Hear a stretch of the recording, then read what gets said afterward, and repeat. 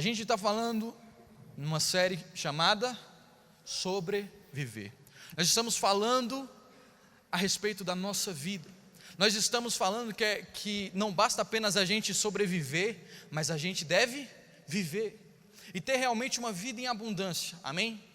E algo que Deus tem falado muito a minha vida, a vida da minha esposa, a vida dos nossos discípulos, é a respeito de Eclesiastes 3, sobre saber discernir os tempos.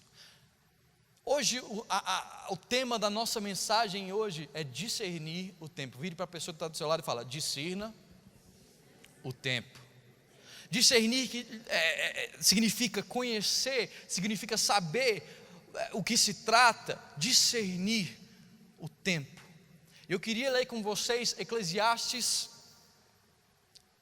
capítulo 3, a partir do verso 1, que diz: tudo tem o seu tempo determinado e há tempo para todo o propósito debaixo do céu. Há tempo de nascer, há tempo de morrer, tempo de plantar, tempo de arrancar o que se plantou, tempo de matar e tempo de curar, tempo de derribar e tempo de edificar, tempo de chorar e tempo de rir, tempo de prantear e tempo de saltar de alegria, tempo de espalhar pedras e tempo de ajuntar pedras, tempo de abraçar e tempo de afastar-se de abraçar, tempo de buscar e tempo de perder, tempo de guardar e tempo de deitar fora, tempo de rasgar e tempo de coser, tempo de estar calado e tempo de falar, tempo de amar e tempo de aborrecer, tempo de guerra e tempo de...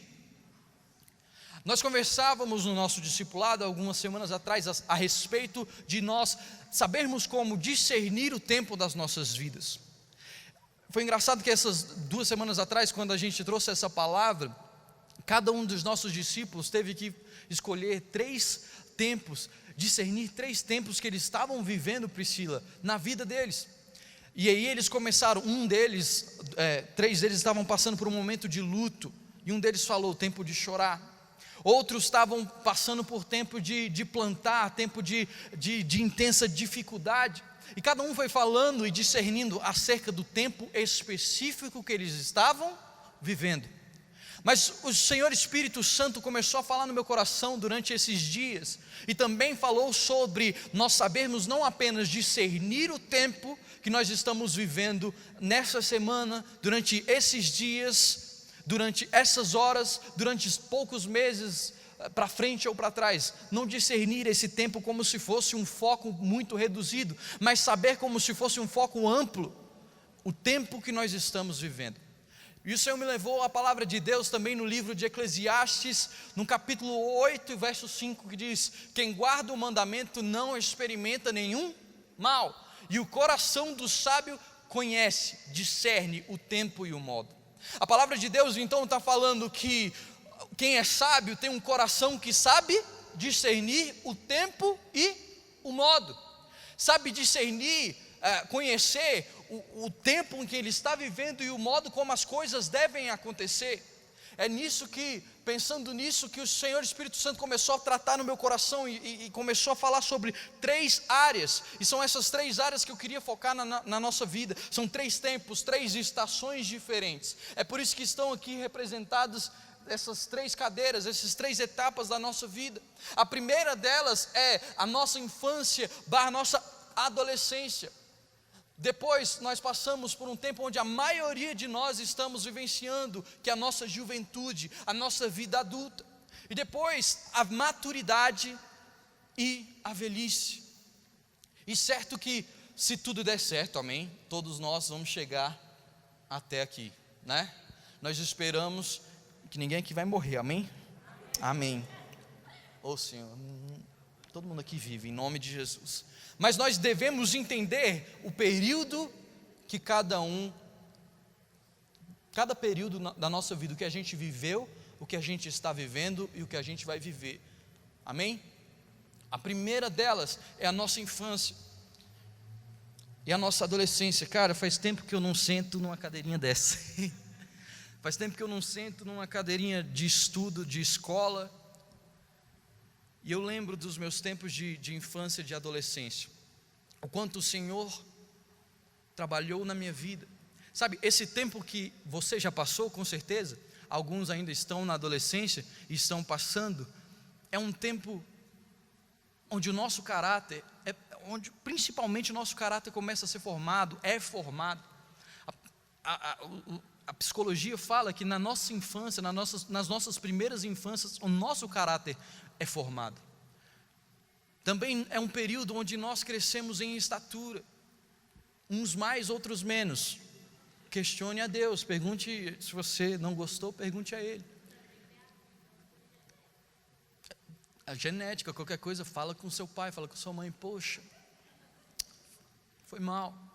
Mas é nesse tempo onde a gente se esmera no estudo, a gente começa a aprender as nossas bases, a gente começa a ser disciplinado pelos nossos pais, a entender o caminho que nós devemos andar. A palavra de Deus diz em Provérbios, ensina a criança no caminho que ele deve andar e quando ele crescer ele não se desviará dele. É nessa etapa da nossa vida que esse caminho começa a ser traçado.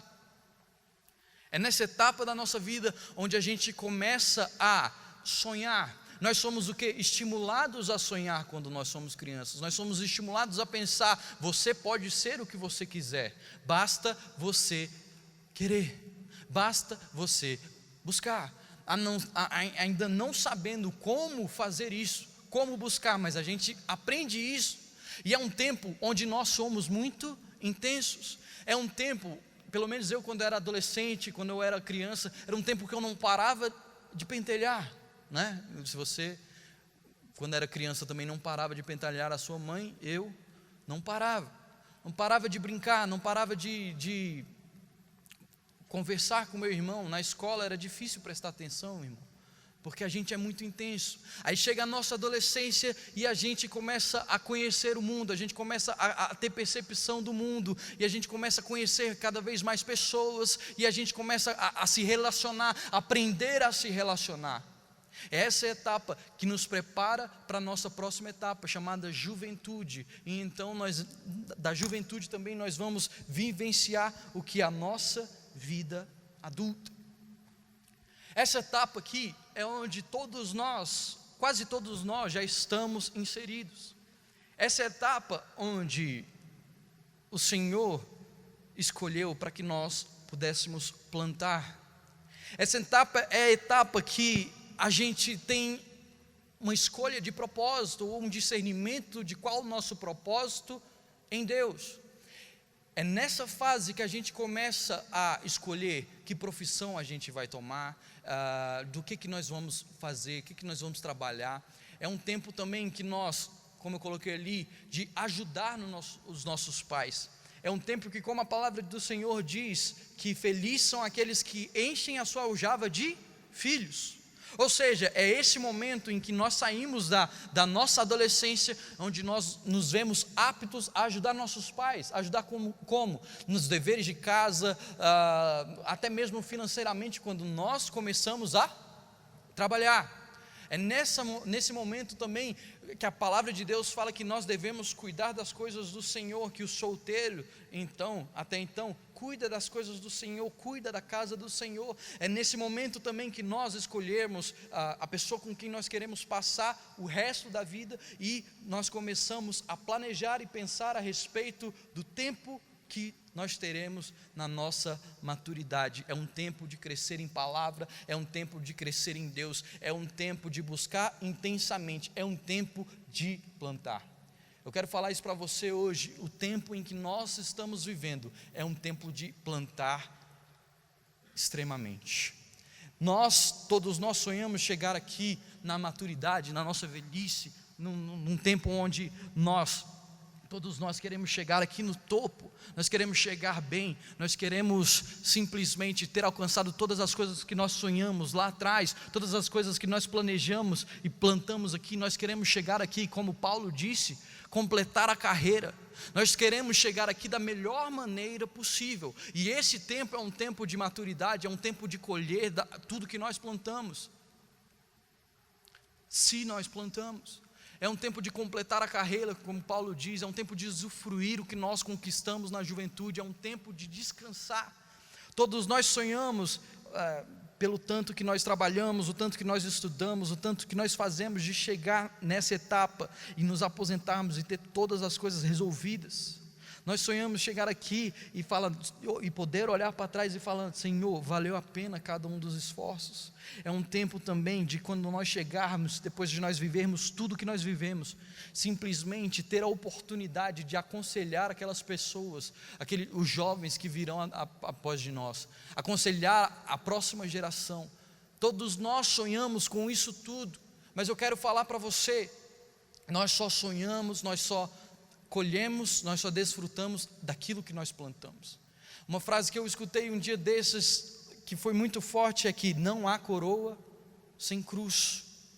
Não tem como, a própria palavra de Deus fala da lei da semeadura, de Deus não se zomba. Tudo aquilo que o homem plantar, isso também ele ceifará. E eu quero terminar com essa frase, nesse ponto. Um dia você vai ter que plantar muito. Um dia você vai ter que pagar um preço alto para conquistar todas as coisas que você tem sonhado na sua vida. Agora, você que sabe, se você começa hoje, se você começa nessa etapa, ou se você vai esperar para chegar lá e ter que pagar esse esforço. Essa etapa que nós estamos vivendo é uma etapa que nós precisamos mesmo discernir todas essas coisas, cara. Você tem que entender que Deus, desde o Éden, nos criou para quê? Para trabalhar, nos criou para fazer, nos criou para agir. Nós estamos nesse tempo de juventude, nesse tempo de plantarmos com suor, com lágrimas, com esforço. E cara, pode ser difícil, pode ser desafiador, pode ser que você se canse uma hora, mas eu quero dizer, é necessário esse plantio. Esse plantio é muito diferente do plantio que nós vivenciamos atrás, na nossa infância, na nossa adolescência. Como eu disse antes, naquela época nós éramos sonhadores. Naquela época nós éramos estimulados a sonhar. Nós podemos ser o quê? Tudo o que nós queremos. Tudo que nós quisermos ser, nós podemos ser. E é muito diferente do plantio que nós estamos vivendo hoje. É muito diferente. E eu quero falar para vocês uma coisa. Eu estava assistindo um dia desses uma entrevista entre dois pastores norte-americanos, um chamado Steve Furtick e o outro chamado T.D. Jakes. Eu digo para vocês, se você souber falar inglês, tiver pelo menos um inglês básico, intermediário, assista, vai enriquecer muito a sua vida. E aquele homem, ele estava falando, esse T.D. Jakes, esse pastor, ele estava falando sobre as coisas que ele plantou na vida dele. E ele estava falando o seguinte, eu tenho certeza que dentro de cada um de nós mora você mesmo daqui 30 ou 40 anos. E eu parei para pensar, e eu quero te falar, nós seremos nós mesmos para a vida inteira, amém? Você, Eliel, você vai ser o Eliel para sempre. Foi Eliel, é Eliel e será Eliel eternamente, amém? Ou seja, eu quero falar para você, cara, que aquela criança sonhadora, aquele menino que sonhava alto, aquele menino que pensava que podia ser o que ele queria, qualquer coisa que você queria ser, ainda existe dentro de você. E esse cara, ou essa mulher, 30 anos, daqui 30 anos, também existe dentro de você. E eles estão falando, um está falando para o outro, nessa etapa está falando, ei, eu sei que é duro, eu sei que é difícil, mas não se esqueça dos seus sonhos, não se esqueça do que você plantou aqui, não se esqueça do que você tanto sonhava, do que você queria ser, da profissão que você queria ser, do sonho tão grande que você tinha. E da mesma forma, lá do outro lado, você daqui 30, 40 anos está olhando, olha, vai valer a pena tudo que você está vivendo, vai valer a pena tudo que você está passando, vai valer a pena. Você tem que sair daqui entendendo isso. Nós precisamos discernir o tempo que nós estamos vivendo e entender que nós precisamos plantar o máximo que nós conseguirmos, para quando chegar no final da carreira, não precisar olhar para trás e falar: caramba, como eu precisava fazer mais coisas. Um dia desse eu estava vendo aquele pastor chamado Thiago Brunet, e ele postou um negócio, ele falava assim: se eu tivesse 20 anos hoje, eu diria: leia mais, estude mais, pratique o falar em público, faça isso, faça aquilo. E eu tenho certeza que todos nós, quando chegarmos nessa etapa aqui, quando chegarmos nesse momento, a gente vai ter alguma coisa a dizer sobre o nosso procedimento. Mas sabe o que eu e você temos que fazer? Honrar a nossa juventude, honrar a pessoa que nós queremos ser no futuro também, e fazer de tudo para que quando a gente chegar lá na frente, a gente olhe para trás como Paulo e fala: caramba, eu completei a carreira, eu combati o bom combate, eu guardei a fé, valeu a pena, cara. E esses dias Deus tem falado muito comigo a esse respeito. Esse pastor também fala, T.D. Jakes. Hoje ele é pastor de uma igreja, de uma mega church, 40 mil pessoas, e ele fala: eu não sabia, mas a Potter's House, a igreja dele de 40 mil pessoas, estava dentro de mim de alguma forma. Mas eu era pastor de uma igreja, vocês têm que saber, eu era pastor de uma igreja com 40 pessoas, no interior de um dos menores estados dos Estados Unidos. Mas sabe por que eu cheguei até onde eu cheguei? Porque eu honrei os 40. Não chega no 40 mil quem não honra os 40. Eu não sei qual que é o propósito de Deus na sua vida, eu não sei tudo que Deus tem para fazer na sua vida, mas eu quero te falar: se você não honrar hoje o que você está fazendo hoje, o que Deus te chamou para fazer hoje, não tem como chegar lá. Não tem como chegar lá na completude, na grandiosidade de tudo que Deus tem para a sua vida. Nós devemos ser que nem José, cara. Nós devemos ser que nem José, que foi um homem excelente em todas as coisas, mesmo em prisões. Mas sabe uma coisa que acontece conosco, comigo e com você, acontece com todas as pessoas, é que quando a gente chega na nossa juventude, ou quando a gente passa de uma estação para outra, sempre há um choque entre as estações, e isso é muito normal. Como eu falei, ali era um momento em que nós não tínhamos tantas responsabilidades. Talvez a nossa responsabilidade que tinha era arrumar o nosso quarto, arrumar a nossa cama, fazer algum dever de casa, estudar e tudo mais. Mas quando a gente chega nesse patamar de vida que nós estamos vivendo hoje, as pressões começam a aumentar, a pressão pela escolha da nossa profissão, a pressão para começar a trabalhar, o que eu devo fazer, como eu devo agir, todas essas coisas começam a crescer muito nos nossos corações. E o que acontece comigo e com você muitas vezes é que quando nós deparamos com tantos desafios e tantas responsabilidades da fase da juventude, da fase adulta, nós simplesmente nos frustramos.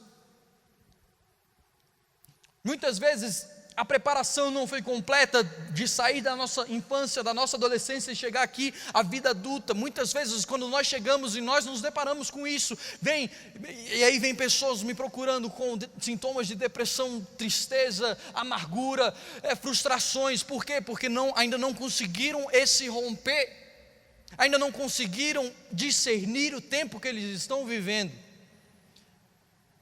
E o Senhor trouxe ao meu coração algumas pessoas que passaram por isso na palavra de Deus. Por exemplo, João Batista, ele tinha sido um grande profeta de Deus. Ele anunciava a vinda do Messias e tal, e o ministério dele, ele crescia, e os judeus iam para o deserto para serem batizados. Ele plantava, querido, ele plantava demais, ele fazia demais, as pessoas vinham, e ele batizou até o próprio Cristo. Mas antes do ministério de Jesus começar, a palavra de Deus diz que ele foi preso. E é engraçado que lá em Lucas 7, ele simplesmente vira para os seus discípulos e fala, vai perguntar para Jesus se a gente ainda está esperando o Messias, ou se ele é. Jesus vira para aqueles caras que vieram perguntar para ele, fala assim: fala que as pessoas estão sendo curadas, os cegos estão vendo, os coxos estão andando, fala para eles que os surdos estão tendo seus ouvidos abertos. E simplesmente ele na prisão, ele entende: eu consegui. Outra pessoa também, Davi, em diversos momentos, quando ele se vê encurralado em sua juventude, ele simplesmente escreve salmos, falando: Senhor, por que minha alma anda tão aflita? Por que minha alma anda tão triste, tão abatida? E aí a gente termina dizendo sobre Elias, que eu preguei algumas semanas atrás, que depois de ter vencido, depois de ter feito algo maravilhoso, depois de ter plantado muita coisa, ele chega a uma nova estação na vida dele, a um novo patamar, e simplesmente ele vira para Deus: Deus, eu não aguento mais, eu não aguento tanta perseguição, eu não aguento não terminar logo. E simplesmente o Senhor o reanima. É tempo de nós nos reanimarmos, cara. Se você hoje discernir o tempo que você está vivendo, entender que tudo isso é temporário, se você entender que o Senhor está contigo, se você entender que tudo que você planta você vai colher, cara, se debruce no Senhor. Todos nós já passamos por momentos difíceis, e se você está passando hoje por uma dificuldade igual a essa, em nome de Jesus, se debruce na palavra do Senhor, se debruce no que Ele tem. E eu perguntei a Jesus: como é que eu posso vencer isso? Como é que cada jovem pode vencer esse choque de realidade, esse choque entre as gerações? E Deus me disse: vai ver o conselho que eu dei ao meu filho Josué. A palavra de Deus diz em Josué 1, de 1 a 9, diz o seguinte: sucedeu depois da morte de Moisés, servo do Senhor, que este falou a Josué, filho de Num, servidor de Moisés, dizendo: Moisés, meu servo, é morto, dispõe-te agora, passa o Jordão, tu e todo o povo, a terra que eu dou aos filhos de Israel. Eu quero parar aqui. Olha só o que estava acontecendo na vida dele. Simplesmente o líder dele, o mentor dele, o pai espiritual para ele, o líder de toda a nação, João, morreu. Simplesmente Deus o recolheu. E Josué passa de uma etapa de aprendiz para aquele que levaria o povo à terra prometida. O Senhor, olhando aquilo, fala: ele precisa ser reanimado, eu preciso falar com ele. E as mesmas palavras de ânimo que ele deu a Josué são verdadeiras em nossas vidas. A palavra de Deus continua dizendo: todo lugar que pisar a planta do vosso pé, vô-lo tenho dado. Eu profetizo essa palavra sobre a sua vida, vai dizendo amém. Como prometi a Moisés, desde o deserto e o Líbano até o grande rio, o rio Eufrates, toda a terra dos heteus e até o mar grande, para poente do sol será feita o vosso limite, ninguém te poderá resistir todos os dias da sua vida, amém. Como fui com Moisés, assim serei contigo, amém. Não te deixarei, nem te desampararei. Continuando: ser forte e corajoso. Aqui começa a resposta do que nós devemos fazer: ser forte e corajoso, porque tu farás este povo entrar na terra que sobre juramento prometi para dar aos meus pais. Não somente ser forte e muito corajoso para teres cuidado de fazer tudo segundo a lei do meu servo Moisés, que o meu servo Moisés te ordenou, dela não te desvies nem para a direita nem para a esquerda, para que sejais bem-sucedidos por onde quer que andares. Não cesses de falar desse livro da lei, antes medita nele de noite e de dia, para que tenhas cuidado de fazer tudo segundo quanto nele está escrito. Então farás prosperar o teu caminho e serás bem-sucedido. Não te mandei eu ser forte e corajoso? Não temas e nem te espantes, porque o Senhor teu Deus é contigo. Para nós vivermos tudo o que o Senhor tem para nós conseguirmos quebrar todas as barreiras de tristeza, de desânimo, de dificuldades, nesse choque de estações da nossa vida, nós precisamos primeiro ser forte. Pastor, o que é ser forte? É simplesmente, diz como a palavra de Deus diz, ser um homem, uma mulher de coração inabalável. É ser forte, cara, de uma maneira que os problemas virão, mas eles não vão te abalar. Não é apenas sei lá, uma mudança que vai acontecer durante muito tempo, mas pode ser apenas um simples mindset, um simples mudar de mente, uma transformação de uma mente, de você pensar: com Deus eu sou maioria, e agora eu vou ser forte, não interessa as dificuldades, os problemas, o Senhor vai me dar a capacidade para resolver todos. A segunda coisa que Deus fala nos nossos corações, para como nós resolucionarmos esses problemas, é a coragem. Cara, se ele não tivesse um pingo de coragem, ele nunca teria coragem de colocar os pés dele naquele rio, e o rio nunca seria aberto. Existem muitas virtudes no seu coração, eu queria falar isso, existem muitas virtudes na sua vida, mas a maioria delas, se não forem acessadas através da coragem, elas nunca serão expostas para o mundo. Eu não sei o que o Senhor já falou a respeito do seu propósito, a respeito do que Ele quer fazer para a sua vida, mas a palavra de Deus para você é essa: seja corajoso. Sabe por quê? Porque se nós não formos corajosos, nós nunca conseguiremos acessar essas coisas que o Senhor tem para fazer nas nossas vidas. Como a maioria dos adolescentes, eu era um cara muito tímido, por exemplo, não tinha coragem de falar em público, de maneira alguma. Até que um dia, Deus me falou: está tremendo as pernas? Está cheio de frio no estômago? Vai assim mesmo. Seja corajoso. Eu lembro que Deus me desafiou, Deus me profetizou anos atrás, eu ainda estava no ensino fundamental, que eu seria canal de bênção na minha escola. Quando chegou no meu 3º ano, o Senhor falou: lembra daquela palavra? Eu te escolhi para esse momento, eu te escolhi para essa hora, se levanta e começa a pregar o evangelho aqui. Eu falei: Senhor, eu não sei, eu mal consigo falar. Ele: não tem problema, eu que vou te usar. Preparei lá uma mensagem em cima de João 3,16, que eu acho que é a primeira mensagem de todo mundo, né? A Carol, com certeza, que eu acho que é a primeira mensagem de todo mundo. Eu fiquei falando: Deus é amor, Jesus te ama, Ele entregou o seu Filho amado, e se você aceitar Jesus, você estará...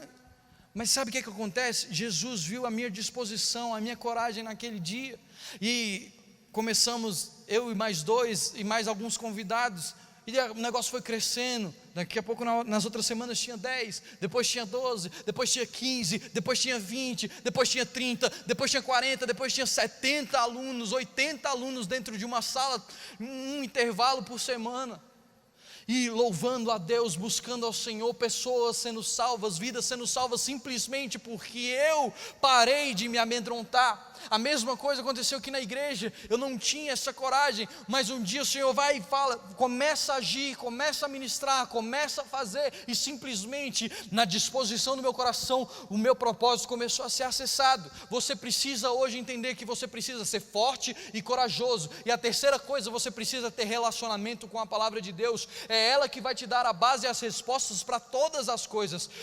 O Senhor fala para Josué: faça tudo conforme ela disser, não se desvie nem para a direita, nem para a esquerda. Depois ele fala: não cesse de falar dela, e depois ele fala: medite nela, de dia e de noite. E a palavra nos promete que quando nós fizermos essas 3 coisas, nós seremos bem-sucedidos em todas as coisas, em tudo o que nós fizermos. Em tudo o que, Ricardo? Em tudo que o Senhor propuser no seu coração e te enviar e falar: vá lá e faça. Se você fizer com o coração dessa maneira, você vai ser bem-sucedido. Você vai chegar até ali e falar: Senhor, obrigado por tudo, obrigado por tudo, obrigado por tudo. Assim como Josué chegou, que ele foi forte e corajoso, ele venceu a terra, Deus deu uma oportunidade a ele venceu os povos da terra e conquistou. E na velhice ele teve a chance de falar: eu e a minha casa servimos ao Senhor, eu e a minha casa servimos ao Senhor. Ele foi um cara bem sucedido. E aí nós continuamos falando sobre nós devemos honrar a nossa fase em que nós estamos vivendo. Como eu falei mais cedo, José, quando criança, ele era um sonhador imaturo. A palavra de Deus diz que Deus deu sonho a eles, e o que ele fez? Contou aos seus irmãos, e os seus irmãos fizeram o que fizeram, jogaram ele num poço, depois venderam ele como escravo. Mas sabe, quando ele chegou na juventude dele, lá no Egito, e começou a servir, e começou a fazer, cara, ele foi um excelente em tudo. Aonde colocaram ele, Gabi? Se era para ser escravo numa casa, ele ia ser o mordomo, o melhor. o cara que tem as chaves de tudo, o cara que, se o dono saísse, ele estava lá para representar. Aconteceu o que aconteceu, ele foi acusado de um falso adultério e foi parar na prisão. Mais uma vez, ele foi o cara mais top da prisão. Se é que, ele foi, isso existe, a palavra de Deus está dizendo. Cara, ele era tão excelente na prisão que ele tinha chaves. Ele podia até fugir, mas não fugiu. Na maturidade ele viu e depois na maturidade ele viu todos os seus sonhos se tornarem realidade. Quando ele saiu dali de tanto ser, depois de tanto ser humilhado, depois de tanto ser maltratado, depois de tantas dificuldades que ele passou, ele honrou o lugar que ele estava, ele foi o melhor no lugar onde ele estava, e o Senhor o honrou, e colocou ele abaixo do maior governante da terra, ou seja, era o cargo mais respeitado, o cargo mais ansiado, o cargo mais importante para aquele período, e simplesmente ele vê o sonho que ele teve lá atrás, acontecendo, a sua família vindo, e seus irmãos se curvando a ele. Conosco é a mesma coisa, cara. Se nós honrarmos o hoje, honrarmos aquela criança, aqueles sonhos de criança que nós tínhamos, nós vamos poder chegar lá na frente e falar: Senhor, tudo que o Senhor me prometeu, obrigado, aconteceu. Você precisa entender a estação que você está vivendo. Essa semana eu tive a oportunidade de conversar com os nossos pastores, pastora Laudiane, pastor Keiso, a respeito dessa mensagem. E eu virei para eles: meu sogro, eu estou passando por um período que eu estou me questionando muito, e eu estou perguntando muitas coisas a Deus a respeito do meu futuro, e eu queria pregar sobre isso para os jovens, e eu queria que o Senhor e a senhora desse alguns conselhos práticos para a juventude. Vocês que alcançaram, vocês que chegaram, vocês que ainda estão alcançando muitas das coisas que Deus colocou no coração de vocês. O que vocês diriam para mim? O que vocês diriam para cada um dos jovens para fazer no momento em que nós estamos? Eu queria falar um pouco desses conselhos. A primeira coisa, nossa pastora falou: honre seus pais, como a Suzana acabou de orar mais cedo, honre seus pais, valorize a sua família de hoje. A palavra de Deus diz em Êxodo 20:12, honra teu pai e tua mãe, para que prolonguem seus dias na terra. Esse é o primeiro mandamento com promessa. A gente falou que todo mundo queria chegar aqui, né, no início. Tem alguém que não quer chegar? Glória a Deus. Honre seu pai, honre a sua mãe. Ricardo, eles erraram, eles fizeram isso, eles aquilo outro. Cara, não interessa. Se a gente quer chegar um dia a sentar naquela cadeira, a sentar num lugar confortável, a simplesmente descansar e usufruir de tudo que a gente plantou, honre seu pai, honre a sua mãe. Uma outra coisa que eu quero te falar: se você quer chegar lá e ter uma família bem ajustada, honre o lugar onde você está hoje, honre a sua família hoje, seja o filho que você queria que o seu filho quisesse que fosse para você. Cara, você tem que entender que a família que você está hoje, se você é solteiro, vai ser um reflexo da sua família do amanhã. O máximo, a pessoa melhor que você puder ser, você vai estar plantando para que quando você casar, você possa ser um bom marido, uma boa esposa. Então, como a gente falou mais cedo sobre lei da semeadura, de Deus não se zomba, cara. O que você plantar nesse período, você vai colher lá. O que você plantar na família que você está inserido hoje, você vai colher naquela. Então, mude o seu jeito de agir. Ricardo, mas eu já trato muito bem minha mãe, já trato muito bem meu pai, já faço o máximo possível na minha casa. Faça melhor, plante mais, haja mais. Cara, até em casa mesmo, eu já sou casado, a gente ainda não tem filhos e tudo mais, mas todos os dias eu tenho me avaliado como marido. Mesmo quando eu estou cansado, mesmo quando eu estou exausto e tal, eu falo: meu Deus, eu vou pegar um copo d'água para minha esposa agora, porque mais tarde ela vai precisar tomar um remédio. Glorifica de pé aí, irmã. Aleluias. Mas eu fico pensando, cara, o que minha esposa poderia querer nesse momento, o que eu posso fazer para ser melhor, para cuidar dela. Daqui a uns dias, em nome de Jesus, nós vamos ter filhos, e eu preciso ser o melhor pai e o melhor marido na frente deles, para que quando eles chegarem nessa fase, eles também possam ser os melhores maridos e esposos para os cônjuges deles. Então não brinque com isso. Olha o conselho que a sua pastora deu. Simplesmente honra a família onde Deus te colocou. Qual que é a melhor família do mundo? A sua. Qual a melhor família que Deus poderia te colocar? A sua, senão Ele não teria te colocado. Você tem que entender também que Deus nos dá oportunidades, que Deus nos dá não um lugar perfeito para nós morarmos, mas um lugar que nós podemos fazer melhor, que o seu pai, sua mãe, cada um, seu irmão, quem quer que seja que mora com você, seu cachorro, pode fazer com que aquele ambiente se torne um ambiente melhor. Amém ou não amém?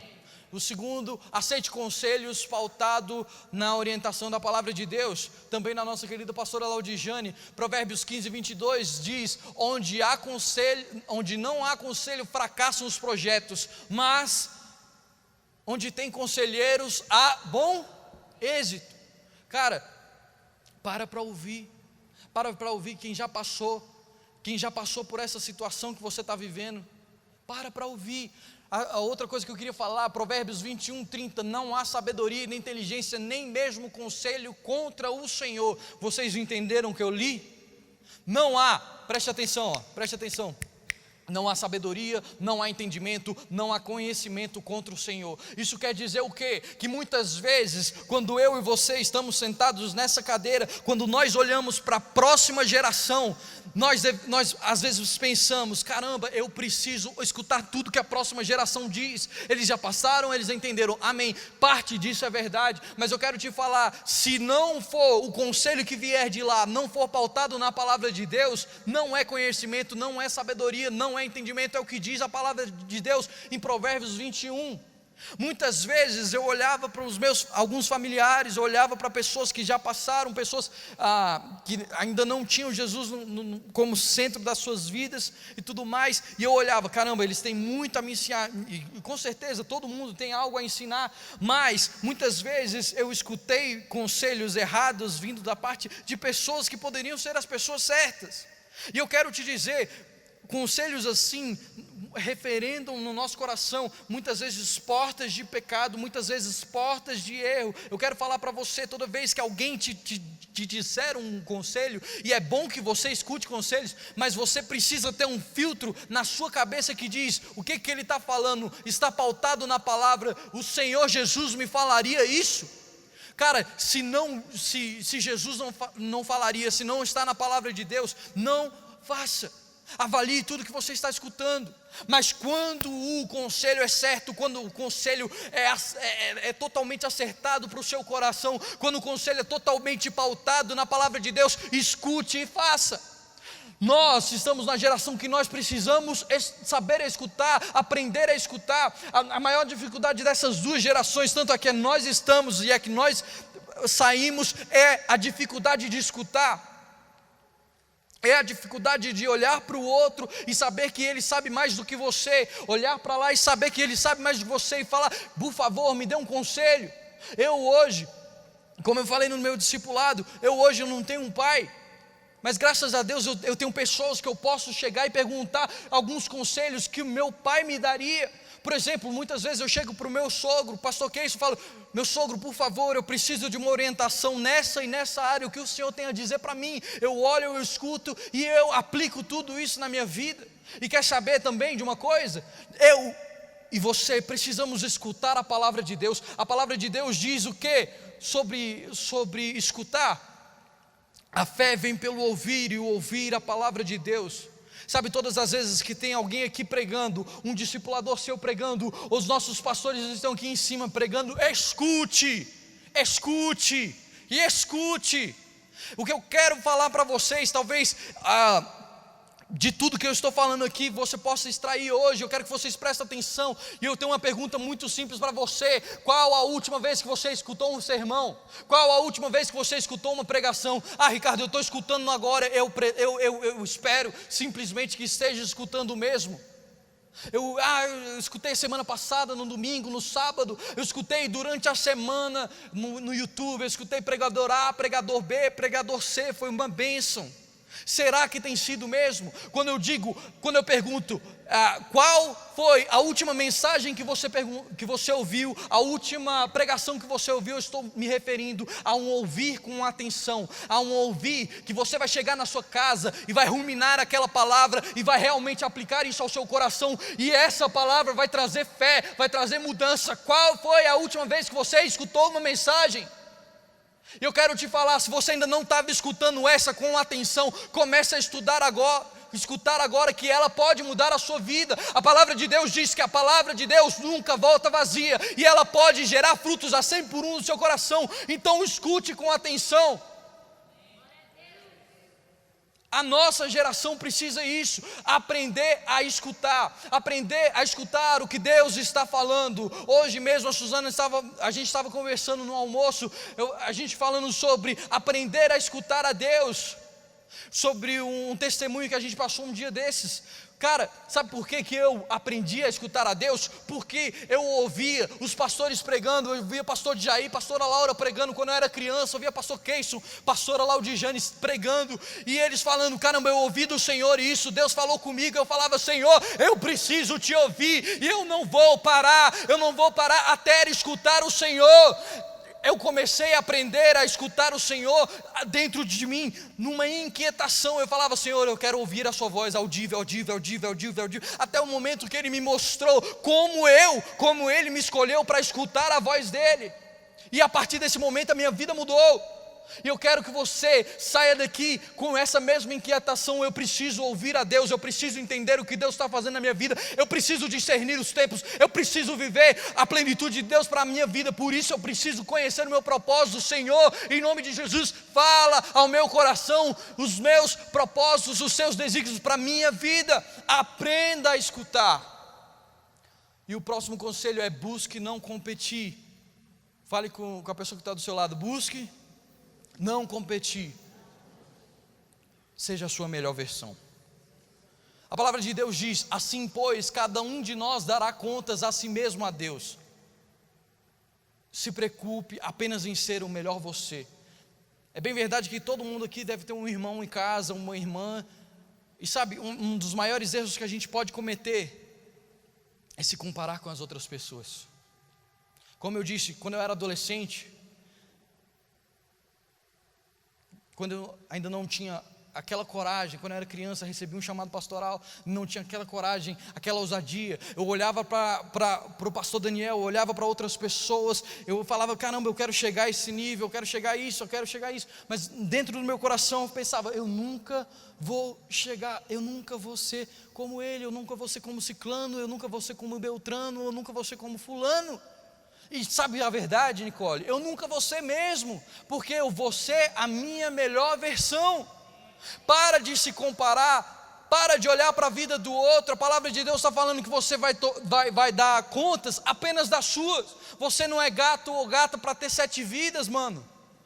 Simplesmente olha para dentro de você e fala: eu vou plantar tanto aqui dentro de mim, Tiago, que eu vou ser o melhor Tiago que eu posso ser, não o melhor Tiago do mundo, mas o melhor Tiago que eu posso ser, a melhor versão de mim mesmo. A vida não é uma competição contra o próximo, porque a palavra de Deus diz que o segundo maior mandamento é que nós devemos amar o próximo contra nós mesmos. Então para de olhar o próximo como uma pessoa que está competindo com você. Pare de olhar para o seu colega de ministério, pare de olhar para a pessoa que está do seu lado e falar: caramba, eu tenho que ser melhor que esse cara. Não, você tem que ser o melhor você. Você tem que ser a melhor pessoa que você pode ser. Amém? O próximo conselho: escolha de maneira acertada com quem irá se casar. Amém ou não amém? Glória a Deus. Cara, eu quero falar para vocês, depois da nossa escolha por Jesus, depois de nós termos escolhido Ele como nosso Senhor Salvador, não existe outra escolha mais importante da nossa vida do que escolher a pessoa que nós vamos passar o resto das nossas vidas. Amém? Entenderam o conselho? Mas muitos de nós sabemos isso na letra, cara. Isso eu quero falar para vocês. Se nós sabemos isso na letra, por que nós não andamos praticando? Como assim? Cara, se é a segunda maior decisão, por que a gente muitas vezes não gasta tempo com isso? A gente gasta tempo com todas as coisas que a gente precisa plantar.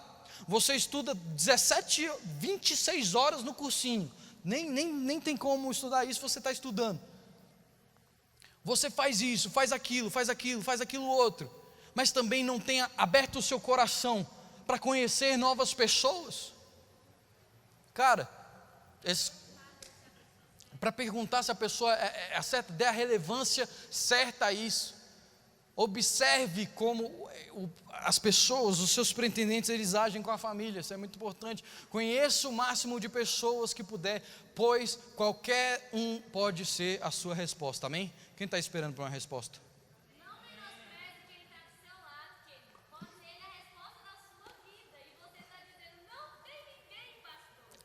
Não menospreze a pessoa que está do seu lado. Essa noite, A pessoa pode estar aqui do seu lado essa noite, amém? Não, vocês dois não aí, não. Se for um homem ou uma mulher, em nome de Jesus. E cara, a última coisa que a gente tem que falar nesse assunto é: escolha alguém que professe a sua fé. A palavra de Deus fala sobre jugo desigual, cara. Não tem como. Uma hora vai dar um problema, ou outra, uma discussão e tudo mais. Escolha a pessoa certa e creia que no coração dela Deus está reinando como no seu, amém?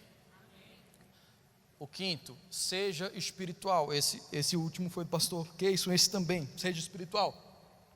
Entenda que você não vive numa vida natural. Nós acabamos de sair de uma série que chamava Sobrenatural, Supernatural. Ou seja, viver o sobrenatural de maneira natural. Nós precisamos entender isso.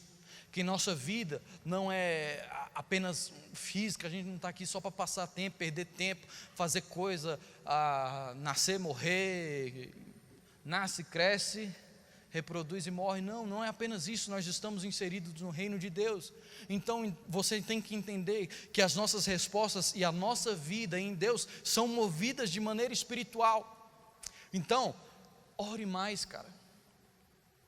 Entenda o poder da oração na sua vida. Como a gente falou anteriormente, Nicolas, se debruce na palavra de Deus. Se debruce na palavra de Deus, jejue mais. Você tem que entender que a nossa vida é uma constante luta, mas não é uma luta contra carne ou sangue, como Paulo diz aos Efésios, mas é uma luta contra principados e potestades. Nós temos uma vida sim no reino espiritual, por isso, entre nessa luta com armas espirituais, seja uma pessoa espiritual, haja de maneira espiritual. Certa vez Billy Graham falou, um pouco antes de morrer, numa entrevista: cara, eu me arrependo de poucas coisas, mas uma das coisas que eu me arrependo é não ter orado tanto que eu devia. Eu falei, meu Deus, como assim, cara? É o Billy Graham, talvez seja a pessoa que mais ganhou almas para Jesus em todos os tempos. E ele chega e fala, eu me arrependo porque eu deveria ter orado mais. Eu falei, Deus, eu sou ruim demais, hein? Caraca, eu sou... Mas é verdade, cara. É verdade que todos nós vamos chegar onde o Billy Graham chegou, sentado naquela cadeira, descansando e falar, caramba, eu deveria ter buscado Deus mais, eu deveria ter orado mais, eu deveria ter buscado mais. E se todos nós temos esse entendimento hoje, nós devemos começar a fazer isso, velho, a orar mais, a buscar mais, a pedir mais, a jejuar mais, a pagar um preço espiritual maior. E o sexto conselho, o conselho do nosso pastor Keison: trabalhe muito e invista o quanto antes. Como eu falei desde o Gênesis, nós fomos criados para isso. Nós fomos criados para fazer algo, para nos movimentar. Nós não fomos criados um ser preguiçoso, que não se move, que não age. Nós fomos criados para trazer a realidade dos céus para a terra, através de muito esforço, através de muito trabalho. E isso, eu já estou caminhando para o fim. E eu quero mostrar para vocês uma coisa a respeito do trabalho, cara. Deus não nos dá tudo de bandeja. Muitas vezes, quando a gente está naquela região ali, ó, fazendo paz, né? Quem está nessa região? Glória a Deus por vocês. Eu vou falar a respeito de como eu era nessa área aqui. Amém? Eu pensava, caramba, eu vou estudar, e aí eu vou passar na faculdade. Isso aconteceu, glória a Deus. E aí eu vou fazer faculdade, aí eu vou estudar para um cursinho, aí num cursinho, aí eu vou passar num concurso, aí eu vou ganhar 5 mil reais, aí depois eu vou estudar para mais um outro concurso, depois eu vou ganhar 12 mil, e depois eu vou ser isso e vou ganhar, entendeu? Muitas vezes a gente tem esse entendimento lá na adolescência, esses sonhos, cara, realmente a gente pode chegar lá, mas quando a gente chega nessa etapa da vida que a gente está vivendo, a gente olha, meu Deus, como isso é difícil, como tudo que eu pensei ali era difícil pra caramba. Mas eu quero te falar, Deus nos dá oportunidades. Quando eu era criança, quando eu era adolescente, quando eu estava para entrar na faculdade, eu pensava que tudo caía do céu, como minha roupa dobrada caía no meu guarda-roupa. Eu pensava nisso. E hoje eu vejo que também a roupa não cai. É triste, né, amor? É triste. É muito triste. Talvez isso seja um dos meus maiores traumas nessa região que eu estou. Lavar roupa, passar essas coisas. Mas o que eu estou falando? Deus nos dá oportunidades. Cara, Deus nunca fez uma mesa. Já parou para pensar nisso? Deus nunca fez uma cadeira. Você já viu uma cadeira que Deus fez? Deus fez o quê? A árvore. E deu a nós, ao ser humano, o quê? Inteligência. Para fazer uma cadeira, uma mesa, para fazer essa escada, para fazer a estrutura desse altar. Cara, Deus dá as oportunidades. O que nós fazemos com ela é o nosso presente de volta a Ele. Se você quer honrar a Deus, discirna quais as oportunidades que Deus tem colocado na sua vida e simplesmente honre a Deus. Antes da gente casar, eu estava estagiando, a gente tinha acabado de começar a namorar, estagiando, tal, trabalhando e terminando a faculdade e tal, e eu falando, Deus, eu quero casar logo, meu Deus, em nome de Jesus, faz na minha vida, eu quero casar, casa logo eu. E aí eu falei assim, cara, eu sentei com meu sogro e falei, meu sogro, eu quero casar com a Suzana e tal, eu queria saber mais ou menos quanto eu preciso ganhar para sustentar ela. E aí, cara, ele falou, foi colocando os preços lá e tal, aí você não vai viver só de amor, você vai ter que pagar comida, e aí você vai ter que pagar condomínio, aí foi um monte de coisa assim. Aí eu falei, Senhor, eu vou perseguir esse valor que Ele colocou para eu casar, eu vou chegar lá. Velho, eu persegui aquilo, velho, era o valor da vida, entendeu? Não podia era ter inflação, né? Aumentar cada ano que passa vai inflacionando, o valor vai crescendo, então age logo. E eu lembro que eu falei, caramba, Deus, eu preciso da sua resposta. E eu falava assim, Senhor, será que eu vou precisar de um concurso público? Será que eu continuo nesse lugar que eu estou, depois que o estágio acabar? O valor é muito pequeno, Senhor, o valor é 1/3 do que eu preciso para casar, e vai demorar anos para eu chegar no valor que eu preciso. Senhor, o que eu faço?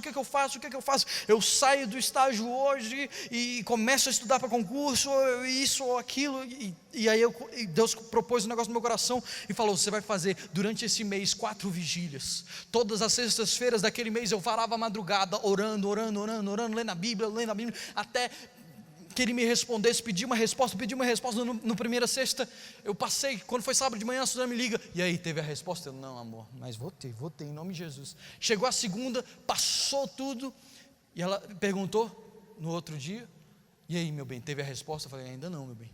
Terceira, a mesma coisa. A quarta, a última, Senhor, hoje, Pai, fala alguma coisa, Deus, fala, eu preciso, e o sol foi raiando, e aí, sabe o que aconteceu? Nada, eu não recebi a minha resposta, cara. Eu falei, meu Deus, e agora? Como é que eu vou casar?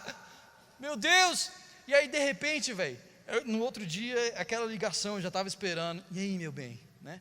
Aí depois eu pensei, poxa, daqui a pouco ela vai duvidar que eu sou homem de Deus, que eu escuto ao Senhor e tal.